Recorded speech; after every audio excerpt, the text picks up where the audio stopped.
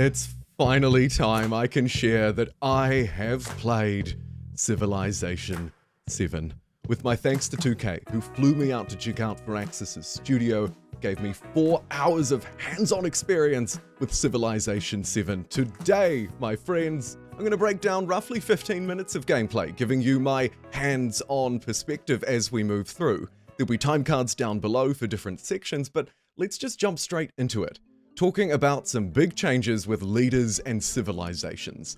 This is the game setup screen, and a few things will probably jump out at you if you're a Civ fan, most notably an age tab and a civilization tab that are both separate from the leader. And the first big change that'll slap you in the face is the fact that leaders are now distinctly separate from civs. No longer do you have to play the leader who is historically tied to your civilization. They're showing through each leader a leader profile and their own leader abilities. Here, for example, Augustus, who I spent the most time with, is a cultural expansionist, and you can play Augustus separate from the civilization of Rome. You'll notice that each one has its own unique flair, and of course the pairings here go very well together. If you choose the historical pairing, you'll find some logical and fairly easy synergies, but you don't have to.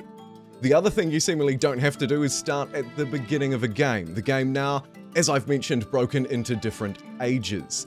3 of them, by the way, spoiler alert, we'll return to them a little later in the video: Antiquity, Exploration, and then Modern. Now for this gameplay footage, it will largely, in fact all of it except for some screenshots, focus on the first age of the game, the Antiquity age. Just before we move away from the leaders though, important to note that these have changed a lot too. Look at their art style, look at their animations, you'll be able to reach your own conclusions there. However, there's that second, now big decision. Not just choosing a leader and civ, but picking them separate from one another. They're currently represented by the relatively small icons that are being clicked through at the moment. And as you can see on screen, each one is presenting, of course, the tried and true unique units as well as unique buildings. Though I would argue there's a little bit more depth here, even right from the word go. The selection of a civ, the selection of a leader. You'll notice that the abilities, of course, lean into the kind of historical flavor that a leader or civ might bring, and generally speaking, there's a lot more to play with here. As well, I should add, the game makes some kind of recommendations. You can see the little leader artwork on the first and second options here, but as we move through into the next ones, the less historically accurate ones, the game no longer recommends them. Another massive detail that I have to mention here is that as you change through the ages, the 3 ages that I mentioned earlier, you'll be given the opportunity to change your civilization as well. This kind of reminiscent of humankind, but maybe a little bit more structured. In Civilization VII, we have the chance to change our civilization, to change from, say, China to the Mongols as you move through. I didn't get to experience it myself, but the devs talked about it during their presentation. Leaders can be customized as well, like this leader attribute tree that we'll get to a little bit later in the video, kind of similar to the commander's tree. Now, briefly to return back to the start of the game, we see some difficulty settings, speed, map type, and size. Though most of these weren't enabled in the version I played, they're not enabled here. The only thing that was able to be changed was the difficulty. Now let's move through and take a look at the actual game itself. It's time to talk the early game. Once you've selected your leader and civilization, in this case a fairly straightforward historical pairing, an Egyptian empire was born, you'll jump through and see the game map for the first time. I think it's worth freezing here just for a moment, because if you're anything like me, you're probably thinking it looks a bit like Civilization VI, but maybe slightly more realistic, almost, could be the right word. Up in the top left, we see many icons familiar to Civ 6 players. One notable new resource icon, that globe one next to money, that is influence, and we'll be returning to that later because there's a lot to unpack there. Starting off, you have not a settler but a founder, and the very familiar process of settling a city in Civ is born. However, things start to change here, they start to diverge. To begin with, of course, selecting units, training them in the city works the same way it always has. Production, cool, set, move through to the next turn. Some of the nuances start to show themselves as we take a slightly closer look at the technology tree, unlocking our first building and adding some benefit to farms. My personal impression is that these benefits that you unlock through the tech tree and the culture tree, which also returns, tend to be a little bit more pronounced here. You'll find perhaps more of them, and arguably, I believe they're stronger than in previous titles, though of course, it's fairly early days yet. The UI is generally like this, fairly crisp and clean, often fairly monochrome. They did say that they were going to be working on it a little bit more, particularly around scaling, they being, of course, Firaxis and the developers. Let's focus back in on the gameplay. The Scout has a lot of unique options, like this surge to increase its vision range for one turn. These kinds of abilities will play out as you move through as well. We'll talk about them later in the video when it comes to combat, but I wanted to note them here. Now, with the building of a granary, expanding out to a tile, expansion in Civilization VII, by the way, must be done adjacent to an existing city tile. No more randomly plopping districts way far away. We also just revealed something very important there. Did you see it? It was only on the screen for a moment. Let me bring it back up. There are actually two things. The first one is that this tile that the city is growing to, likely a rural expansion rather than an urban, is a navigable river tile. We can now move units up and down the rivers. They actually have some significance in Civilization VII beyond just settling.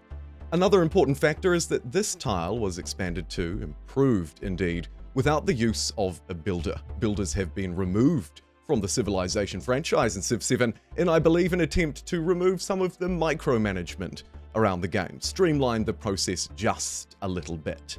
And having played games like Humankind or Millennia here on the channel, and other games that focus building the city actually within the city rather than requiring external units to do it, I tend to think that this does help streamline the process. A different part of the game where they've added depth is this part, the goody huts, the tribal huts, now offering at least a choice, in this case between happiness or production and gold. I'll take the money any day. Moreover, though, they can add quests almost, challenges for you to complete within the age that sometimes have many layers within them.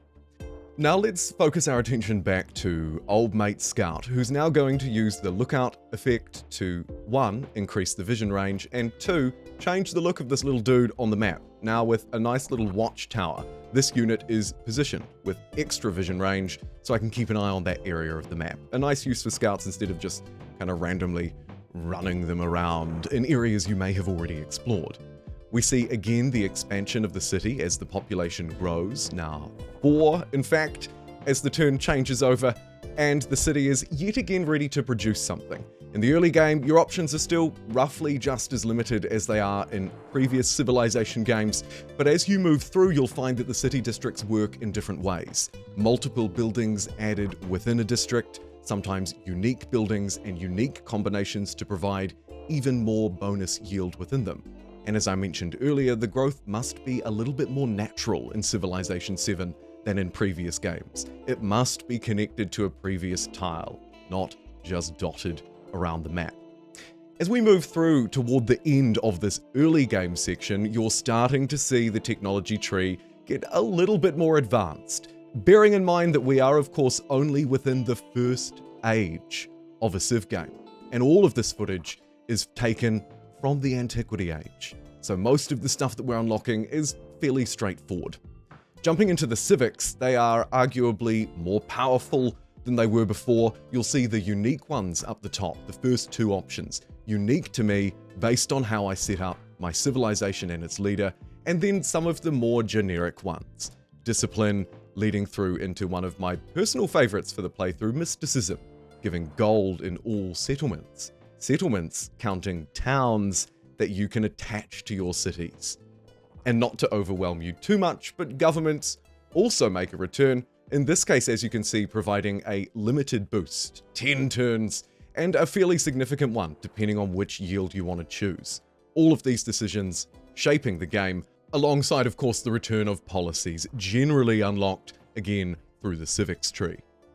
We still have a lot more to cover. The victory process, for example, we'll get to alongside diplomacy, combat, loads of juicy changes, but unfortunately I've tricked you into listening to a call to action, but I hope it'll be a valuable one for you too. I have so much more I could say on all of the topics in this video, but what do you want to know? How can my hands-on experience with the game and all of the other 4X historical strategy I've covered here on the channel provide you with what you want to know? So let me know down in the comments whether you leave one yourself or just upvote another one. You'll find them all, of course, down next to that subscribe button, which my biased opinion is wouldn't be a bad shout considering it's Civ 7 time. Let's get back to the video though, now on to diplomacy and influence. Starting with a look at the independent peoples. Here's one now. These peoples can pop up and disappear throughout a game. They're not linear, they're not just stuck there until somebody destroys them. The city-state, the kind of rigid city-state system, particularly of previous Civs, I'm thinking Civ 5, is long gone. These dynamic, honestly kind of like civilizations, will play an important role. Of course, they won't ultimately create more and more cities like a proper empire would. If you want to deal with empire on empire diplomacy, well, here it is. The first interaction will be familiar to most of us. Friendly greeting, reveal their location, do nothing, or worsen the relationship. However, what Civilization VII does quite well is tokenize diplomacy, and it uses the influence mechanic, that little globe up in the top left, which you can generate from buildings, leader, civ abilities, events, all kinds of places to get this, and in my experience, it is relatively abundant if you go looking for it.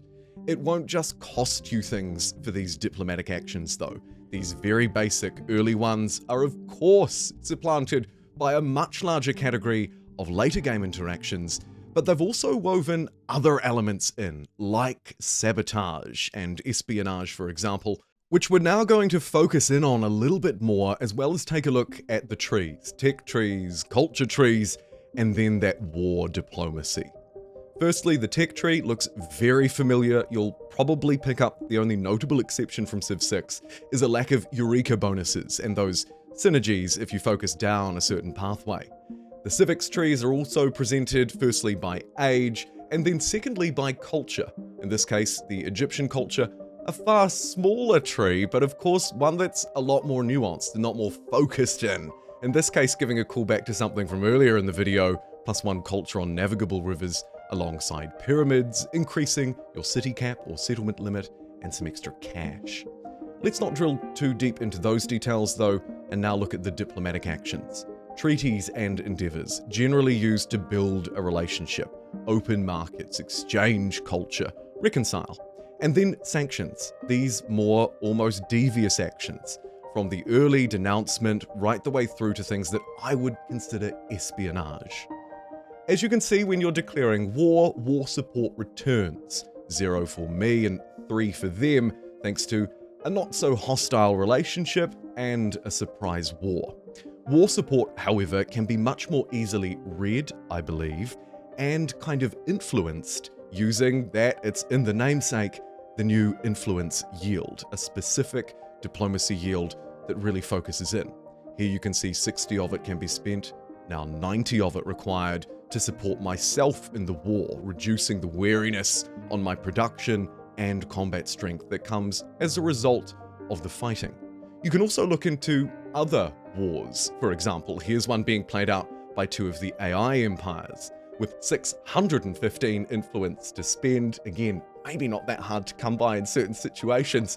You can choose to support one side or the other and influence the wariness of that war, or target them with some specific effects, those sanctions hindering agriculture or their civics and society.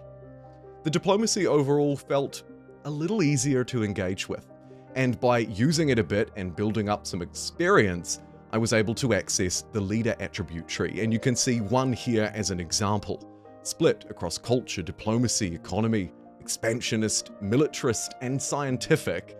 There's a lot here. So depending on what you're doing, the kind of experience you earn, you'll be able to assign points to unlock these traits or abilities. Honestly, a very expansive tree, almost as expansive as the Wander animations, which make their wonderful return largely from Civ 6, although of course now with the new Civ 7 art style, the changes that have been made there, alongside animations. Let's drill down now, Drill Sergeant, into the combat and commanders section of the video. Here you'll see a commander unit surrounded by normal units. I can promote it once it's experienced using points. These are built in the top left. You can see currently level 2, 15 out of 60 toward level 3. And again, divided within many trees. Different perks where I can spend my points to unlock these abilities. Do I want a logistical army that moves faster, packs up faster? Or do I want to go for sheer strength with assault? It's kind of a difficult decision. Here you can see the commander doing what they do best. Another unique type of unit with a unique ability. In this case, gathering up land units around it and packing them all into one tile. But don't fear, Civ fans of the classics. It's not quite the death tiles of old. The units are packed together, they'll march as an army. They don't need to be the same type of unit, none of that kind of merging from Civilization VI with armadas or whatever. In this case, a commander can gather up a certain number of units, march with them across the map, and then, as you can see, deploy. Generally, the deploying will use their turn, though there are traits and abilities that can get around this to make the actions a little bit faster, maybe enabling you to jump straight into the fight after deploying. Obviously, there's so much more that I could say about this. It makes moving troops around easier. Arguably, they look a little bit better as well, better animated, better effects, and arguably more strategy. Pack them up, hide them, sneak attacks, you name it. Now let's move on to the final main category, ages, crises, and victory. How does a game end, and how do you move through the ages? Well, to answer that second question, it starts with a crisis. Ticks up out of 100, 1 per turn, and more based on your actions and the ability to complete your quests associated with your civilization, your progress. But to focus in on the crisis, it begins with a policy, later multiple policies. And this crisis will also be accompanied by events on the map. As you move through the Antiquity Age, it's random civilizations, maybe stronger than barbarian camps, but weaker than city-states, pop up around the place, looking to probably cause trouble. And of course, you can also feel the pain thanks to the social policies, and I'd also point out, track the progress of the crisis up the top. Using that little bar up there, you can see that the crisis obviously happens towards the end of an age and intensifies fairly quickly thereafter. The crisis events on the map, the cards, the chaos generally is one thing to deal with, but throughout the age and future ones, you should also be focused on your legacy paths, split across science, culture, military, or economic. These are your quests, your goals, your challenges within the age. To go down the science pathway, which you might do if you built your Civ that way, you might change your mind halfway through, you need to display 10 codices, codex, an old scientific manuscript, I believe, but don't quote me on this part, produced by a building, kind of like a good. In this case, if we do that, we'll start to earn some legacy points and move down the pathway. As you can see, the first player to reach the milestone also adds age progress to all other players. So this is not just an individual challenge, but also something that you're trying to drive along to drive the world through into its next age. The system isn't just designed to benefit winners though. You can see that each progress point, well, some of the progress points anyway, offer rewards. And if you can make it all the way to unlock a golden age, then some kind of ability, building, or bonus will carry through much stronger than many older buildings, which in this game may not provide you anything at all. The culture legacies also reflect broadly the same kind of thing as you would expect, moving through to a golden age, where in this case, as an example, amphitheaters become golden age ones, retaining their base yields, adjacency bonuses, and effects, so they keep everything moving through to the next age, which again is not guaranteed in Civilization VII.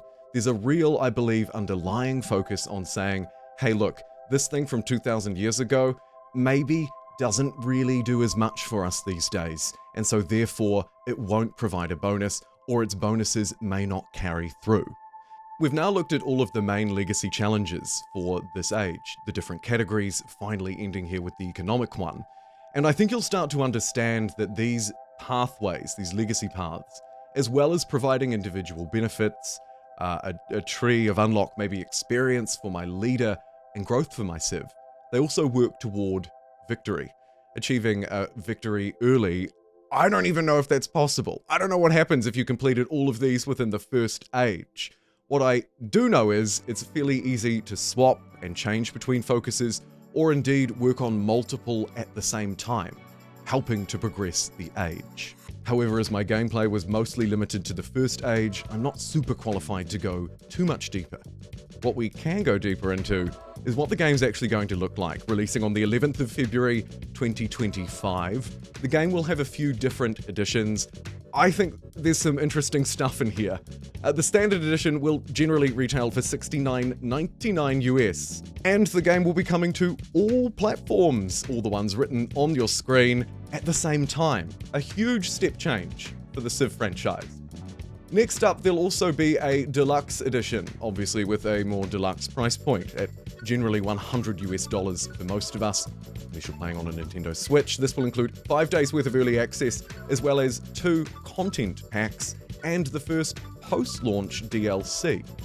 Finally, the digital-only Founders Edition builds, of course, on top of the deluxe edition, slaps an extra $30 on and gives you 1 additional pack, the Founders Pack, as well as a second DLC. And again, those DLCs you can see on your screen are scheduled to release after the game comes out.